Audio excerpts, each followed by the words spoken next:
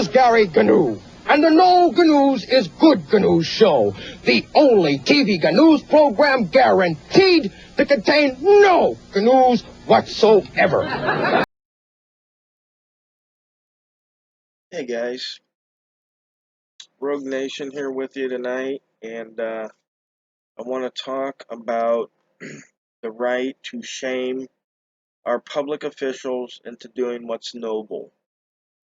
So what I've done is I've gathered some case law and some PDFs here about the First Amendment. We're going to go through some of the information, and I do have another Supreme Court case also that I want to go over with you that touches on the feelings aspect of auditing public officials. We'll get into that. But first here we have a brief for the respondent in the case of Harry Piper versus Luna Lockwood from the 13th District. And this is a brief for the respondent. So it was a brief in support of Mrs. Lockwood's position. And part of her position, as you can see here in Part A, was that restricting citizens' recordings of police officers acting in public violates an individual's First Amendment right to gather and disseminate information about what government officials performing their duties in public. So let's get right into it. And so right here it says, it is firmly established that a major purpose of the First Amendment was to protect the free discussion of governmental affairs. It's from Arizona Free Entry Clubs Freedom Club PAC versus Bennett, 564 US 721. And you guys, I've tried to blow it up as much as possible so you can see it on the screen. I know a lot of people have been asking me, like, what case law do I take with me and what's some of the stuff I look at. So we're going to be going over a lot of that here. So go ahead and grab a pen and a paper, write these case laws down, look them up, read the cases, understand why they ruled the way they did, and let's go through it.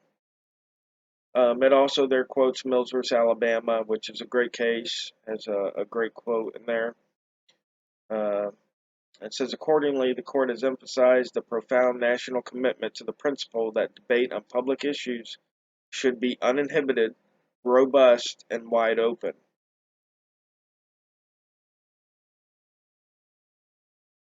Therefore, the First Amendment freedom of speech and press protections embrace the liberty to discuss publicly and truthfully matters of public concern without previous restraint of fear or subsequent punishment.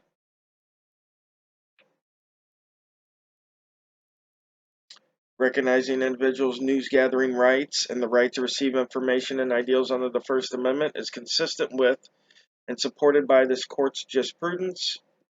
The court has recognized that the First Amendment goes beyond protection of the press and self-expression of individuals to prohibit government from limiting the stock of information from which members of the public may draw. Okay, so when they're keeping you out of a building that the general public's allowed to go into, they're limiting the well of information from which the public can draw.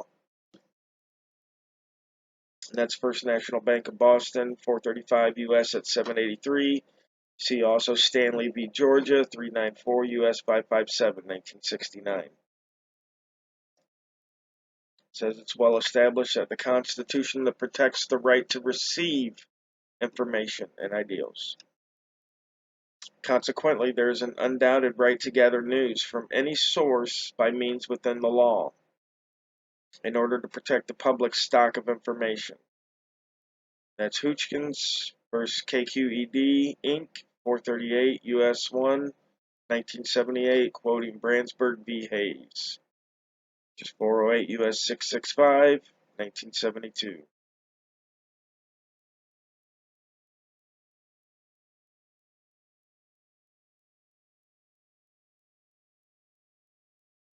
There's some really good stuff in here I want to get to. So, you guys want to read what's on the screen, go ahead and pause it. But I've already read through it, so I'm looking for just some certain stuff. But I mean, it's an excellent read.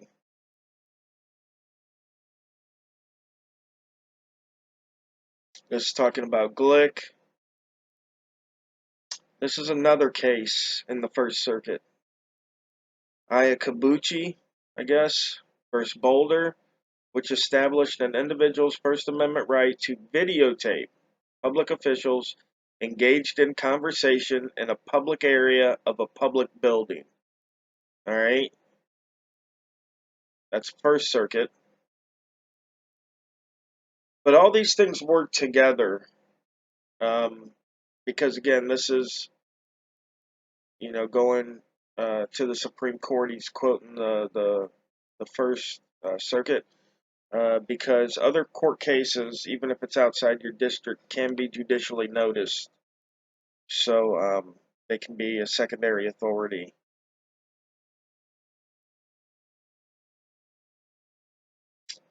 Okay, here it says, stating that because the journalist activities were peaceful, not performed in derogation of any law, and done in the exercise of his First Amendment rights, the officer lacked the authority to stop them.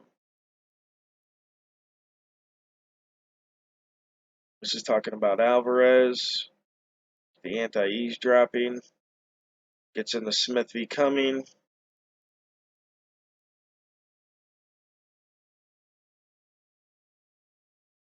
But this is stuff we already know. There's some other stuff here that we want to get into. Uh,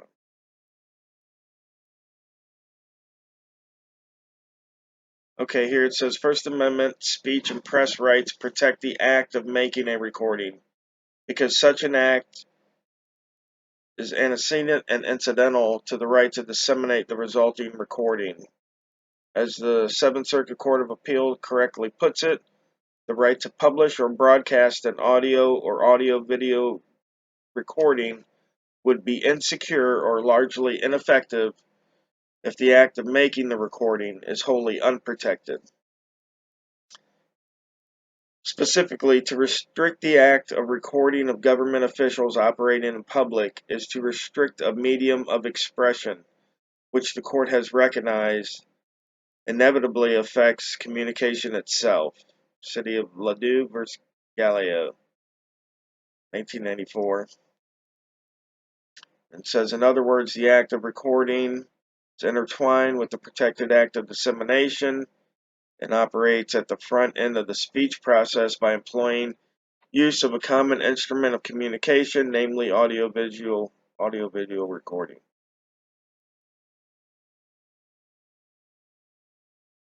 Furthermore, merely because an individual's activity constitutes conduct, it is not necessarily foreclosed from First Amendment protection.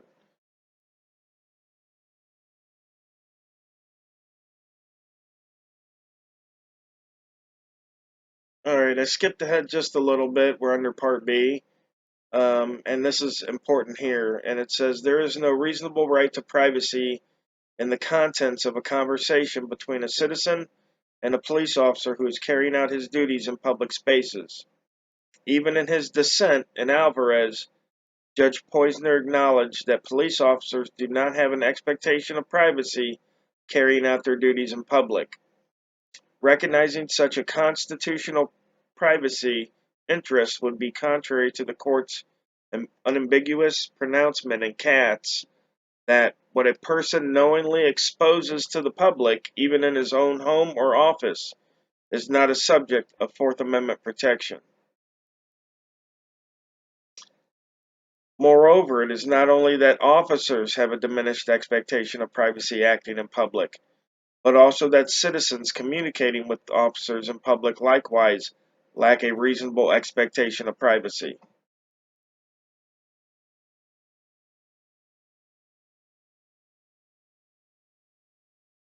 Right here, additionally, the fact that the communication between the officer and citizen is occurring in public and may be overheard by bystanders destroys any reasonable expectation of privacy. So anytime we're in a building And they're saying,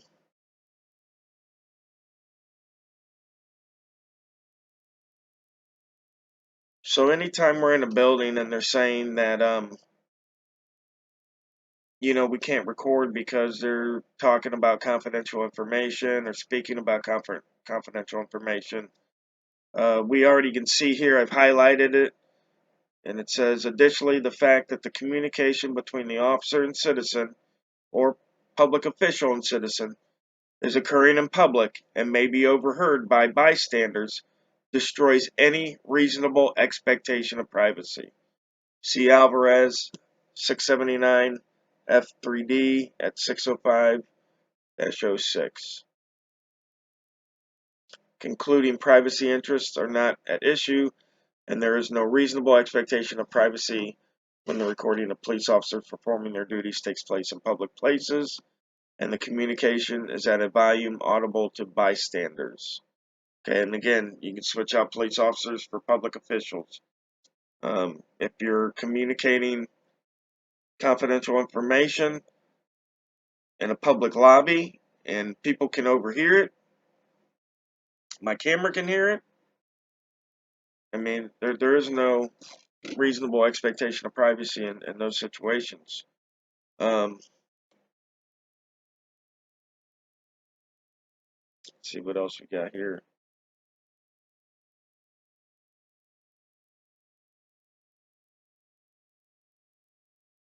Again, and see, it does talk about cameras in courtrooms and how they're not allowed and stuff like that.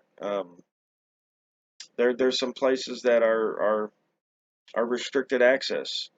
Uh, the White House, the Pentagon, military bases. We all know this stuff.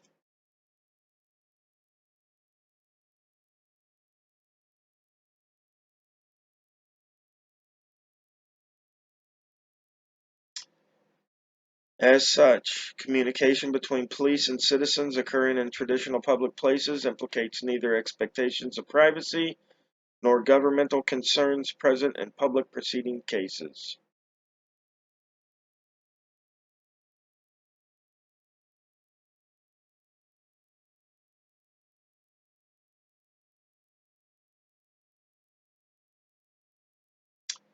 As a result, the court has consistently emphasized the paramount public interest in a free flow of information to the people concerning public officials, their servants. Garrison v. Louisiana, 1964. Governmental accountability mandates uninhibited, truthful public discussion about those executing the government's laws and exercising its power. See First National Bank. The freedom of speech and press embraces at least the liberty to discuss publicly and truthfully all matters of public concern without previous restraint or fear of subsequent punishment.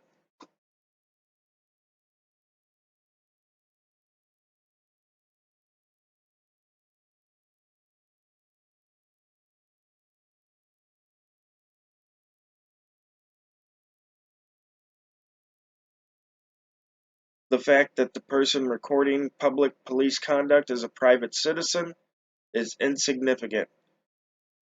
As the court has noted, the First Amendment right to gather news is not one that inures solely to the benefit of the news media. Rather, the public's right of access to information is coextensive with that of the press. The Constitution assures the public and the press equal access once government has opened its doors.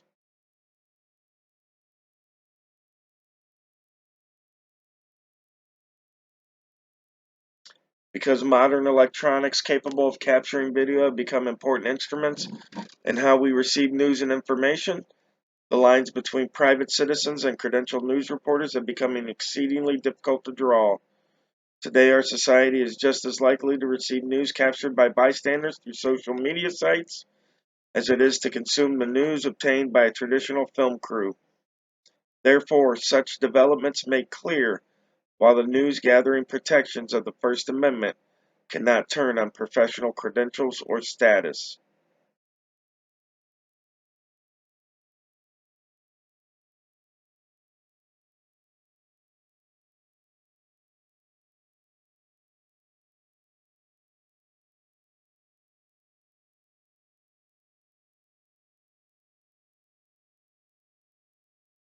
As the court has noted, in the absence of the governmental checks and balances present in other areas of our national life, the only effective restraint upon governmental power and authority lie in an enlightened citizenry, and an informed and critical public opinion which can here protect the values of democratic government.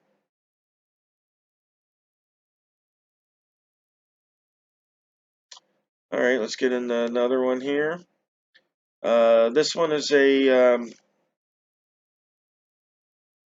PDF from I don't remember who it's from. I'll go through it here in a second and give you the information. But this is about the First Amendment, the right to free press, and anonymity. Okay, so a lot of times people say, well, why don't you just give them your name? And it's interesting because, back when the First Amendment was drafted, back when, the revolution was going on and stuff like that, a lot of people that wrote back then, which we would consider the press back then, with the op-eds and the pamphlets and the essays and stuff like the Federalist Papers.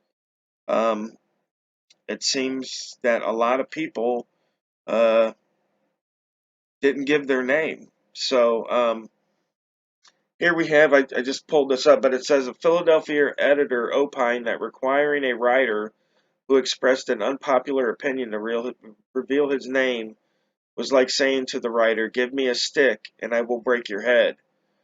If anonymity were not secured, timid or vulnerable authors who otherwise might have much to contribute might well remain silent. And this is, and again, it talks about it here. You guys can look this up online, or if you can't find it, you can email me and I'll shoot you a copy of the PDF. But this is from the University of Montana. Does freedom of the press include a right to anonymity? The original meaning. It's from Robert G. Nadelson from the Independence Institute. Um, the abstract says this article examines relevant evidence to determine whether, as some have argued, the original legal force of the First Amendment's freedom of the press included a per se right to anonymous authorship. The article concludes that, except in cases in which freedom of the press had been abused, it did. So, yeah, you guys can check that out. Does freedom of the press include a right to anonymity? The original meaning by Robert G. Nadelson. If you can't find it, email me and I will send that link to you. Here we go again with another PDF here. Alright guys, and then this one here, again, we'll scroll back up to get you the title so you can look it up yourself, or if not, again, I can email you the PDF. And this one here started a couple of pages down. It says, the role of the press in contributing to this interchange of ideals is a key one. It is one which the Supreme Court has clearly acknowledged, and the Supreme Court said the press serves and was designed to serve as a powerful antidote to any abuses of power by governmental officials and as a constitutionally chosen means for keeping officials elected by the people responsible to all the people whom they were selected to serve. Suppression of the right of the press to praise or criticize governmental agents and to clamor and contend for or against change muzzles one of the very agencies the framers of our Constitution thoughtfully and deliberately selected to improve our society and keep it free.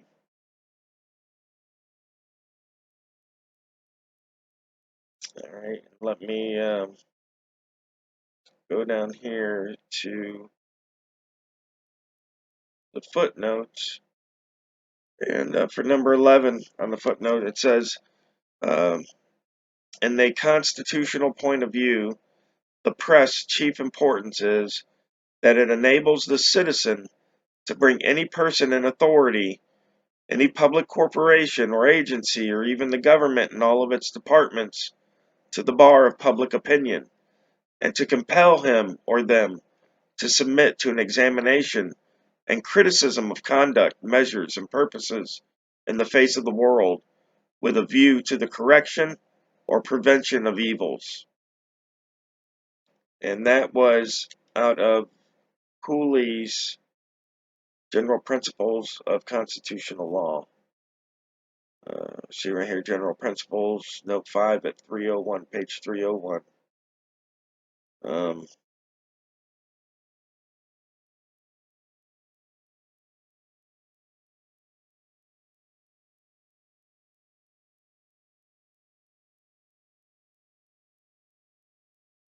so let's go.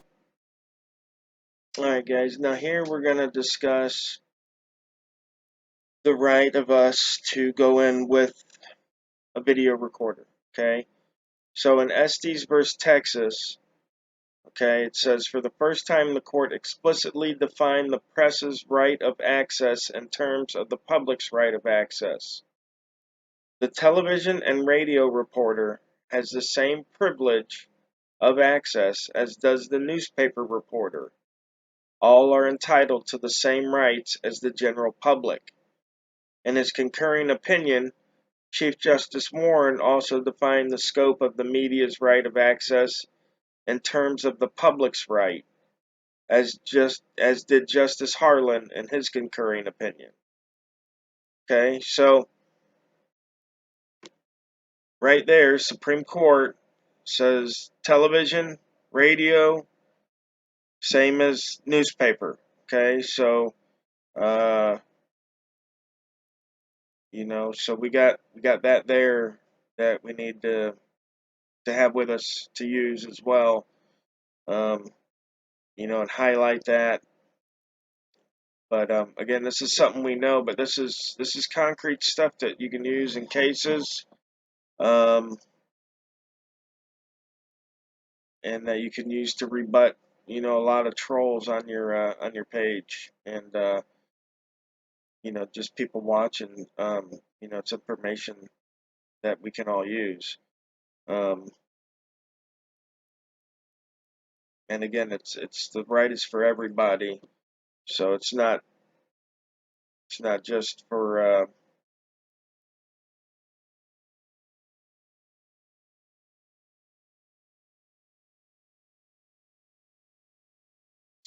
for the the big news companies. Here we go. If the provision for freedom of the press is to have a meaning, it must function as more than a guarantee of a right to public information to which the press has access. As Justice Stewart has observed, it is tempting to suggest that freedom of the press means only that newspaper publishers are guaranteed freedom of expression. They are guaranteed that freedom, to be sure, but so are we all, because of the free speech clause. If the free press guarantee meant no more than freedom of expression, it would be a constitutional redundancy. And again, it says, thus the freedom of the press provision has been regarded as providing a constitutional right to gather information. Because we have the right to speak and speech and share information like I'm sharing now. Or to, do it in expressive ways like a musical, like Grease. Um, but the right of the press is the right to gather information in which to disseminate. Um, and that was gone over in that brief respondent, um, which again, I'm going to take you up to the top. Terry Piper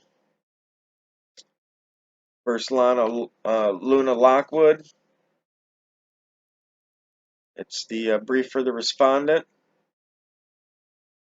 And then this last one that we were looking at is, hold on.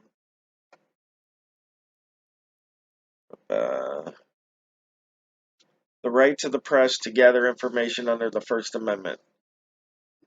It's a Loyola of Los Angeles Law Review.